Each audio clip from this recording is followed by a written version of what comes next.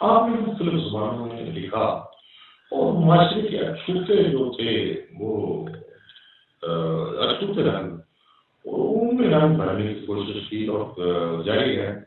تو یہ بتائیں کہ یہ شاعری کی طرف جب مائل ہونے کے بعد راضی صاحب کی وجہ سے تو اب یہ جو چھوٹے خیالات آپ کے ذہن میں پیدا ہوتے ہیں کیا یہ شاعری آپ کی آمد کا ٹائم ہوتا ہے یا ہر وقت آپ شاعری کرتے ہیں؟ تو میں شوق سے تو نہیں کرتا.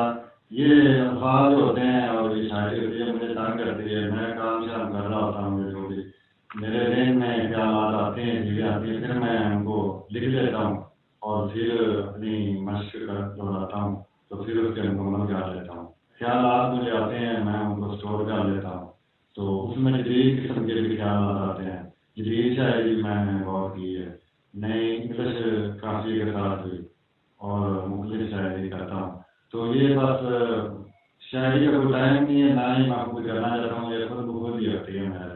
شکریہ صاحب. آپ مجھے یہ بتائیں کہ آپ کی یہ جو کلام آپ نے تخلیق کیا ہے انٹلیکچوئل پراپرٹی ہے ہماری 49 طرف سے ہم اپریشیٹ بھی کرتے ہیں